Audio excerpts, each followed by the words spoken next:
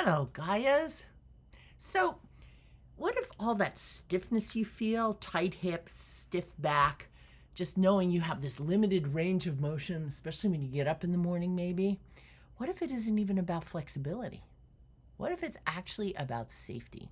Because here's the truth when our bodies don't feel safe, why would they let go?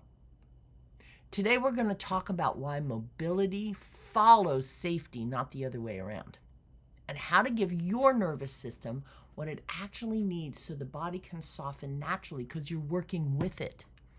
I'm Dr. Melanie Carlone, a physical therapist, a somatic practitioner, and a lifelong learner in how the nervous system can shape our posture, address pain, and bring about healing. Welcome back to Why It Hurts and How to Heal. If you've been here before, take a minute before we dive in and help out a sister. Like this video, subscribe. Well, you can watch the video first and then subscribe if you haven't already. And get into those comments because I reply to them. Where do you feel least flexible? And after listening to this, can you tell why? Can you trace it back to something that might have happened in the past that causes you to hold? So let's explore whether flexibility is even the real issue. Because the truth is the nervous system has priorities. It was designed that way. And flexibility is not at the top of the list. Survival is. So when your primitive brain, your brain stem, when it perceives a threat, it could be a physical threat or something that's pushing on you emotionally that you can't handle in a relationship, when that threat comes up, it actually activates protective holding and tone in the muscles. It gives you that opportunity to act if you need to, because that tone stabilizes your joints, but it also limits motion. It stabilizes it, so if you need to go into action, you can, but that means you can't move with the flexibility that ease brings. Your breath is going to narrow, your rib cage tightens. Why is all that? Because motion, flexibility, movement requires a vulnerability. And if you have a history of trauma being held in the body, that vulnerability isn't okay. When you reach overhead, when you rotate, or you deeply stretch, you are momentarily unstable. And if your system is used to being in protection mode, instability feels inherently dangerous. So it goes back to reducing range. And it isn't a dysfunction. It's actually hierarchy in the body, and safety's first. Mobility's second, safety's first. So if mobility is being limited because safety hasn't been established, then the real question is, what creates safety in the body? And it may not be what you think. Here's another thing that most people don't actually think about. If your system is chronically stressed, and if you're listening to this, maybe you're resonating with that. If you're always in kind of a high mode, calm and slowing down can feel inherently unsafe. Because if your baseline has been busy, braced, alert, ready, in action, then stillness comes on, it feels unfamiliar, almost like you're waiting for the other shoe to drop. Unfamiliar can register as danger. And so some people, when they feel that in their body, they want to stretch, they try to breathe, they try to relax, they wonder what's wrong, right? Because when you calm down like that, you try to quiet, you can feel even more anxious. There's nothing wrong with you. Your body just doesn't recognize the state as a consciously desired place. It didn't receive the all clear signal.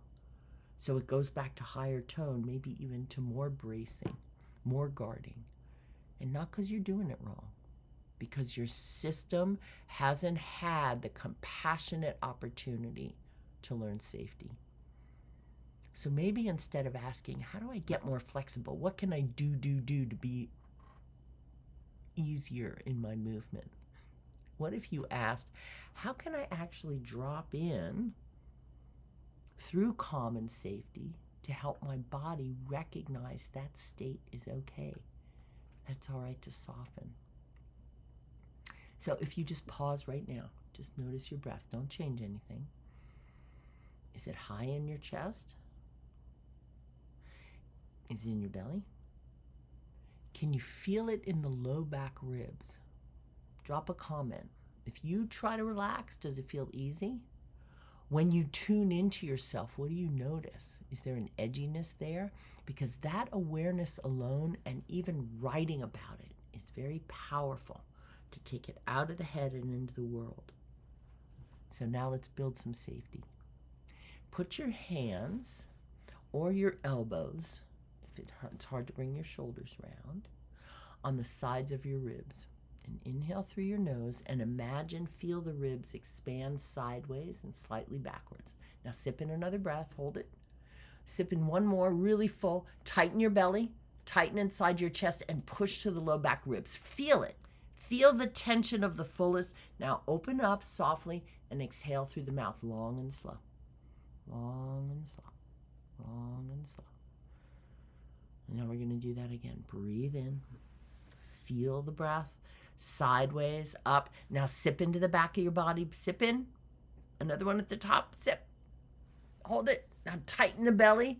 Tighten your chest. Push into the back ribs. Maybe you round a little bit. Push, hold it. And now exhale slowly through the mouth. Feel the relaxation. Shoulders drop. Belly softens. We're going to do it one more time. When you're ready, expanding the breath into the back body. Breathing in. Feel the back ribs rise now. Breathe in. Hold. Sip in another, deep, hold, sip, full, hold, press a little bit, feel the whole body expand with your breath, and now let go. 5, 4, soft, 2, 1. And now let the breath just come. You'll notice it's probably a time before you need to breathe in, deeply oxygenated. Breath in the fullness of your rib cage. Signaling your system, I don't need to brace for something in front of me. It like widens your perception. I can feel the back of me. It increases your perceptual awareness, and that decreases a defensive tone. 3 breaths, just notice. Notice your shoulders. Notice your jaw. Do you notice something soften? So if breath can change your tone, what happens when we add gentle movement? Because that's what the somatics is about. So before we go on to that, I want you to just notice those 3 breaths together with a pressure, a building, a pressure, and awareness, building awareness to the back of the body, and then slowly exhaling has a powerful reset mechanism for the body to recognize safety. So that one simple thing, the next time you feel tense, like you just can't let go, try it and let me know what you see. All right, let's add a pelvic rocking, really simple. Imagine you're sitting on a clock, okay? 12 o'clock's to the front, and that's where the arch in the back comes in, which we're designed to have. So sitting, this is the back of the body, this is the front, here's your pelvis, here's the little sit bones. You're going to tip forward and arch the back, and then you're slowly going to rock backwards to the sit bones and round the back, okay? And let's add a breath to that. Inhaling forward. Exhale backwards, small. Does not need to be forced. But I want you to really be aware of the root of the body. Be aware of gravity. Keep breathing into the low back ribs that we woke up. It isn't stretching. It's reminding the nervous system with your breath that motion's safe, that you're consciously in charge. You can move without collapsing or rigidity, without force or instability. Okay, so just noticing breath in, breath out. Now pause. And now we're going to go 3 o'clock to 9 o'clock. So there's a slight inward curve to the low back because that's where your spine's most stable and comfortable. And side to side. Now, if you find yourself doing these big wide arcs, just pause. Really lower it down into your root, your lower chakra area. Stay still here and just let one hip down and the other. And notice as you do it, does one direction feel easier? If you habitually cross one leg over another, it will. And those create patterns in the body that, though they feel natural, normal, they're not normal with gravity. And over time, you start to develop issues. So just be curious. Curious instead of trying to fix it or correcting. Okay, and now I want you to go back to the center.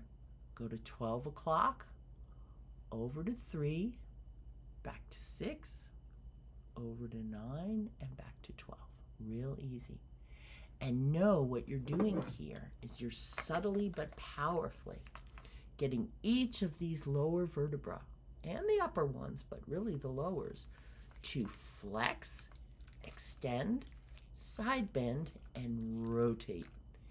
And when the whole spine can feel the return of this mobility, tone decreases naturally.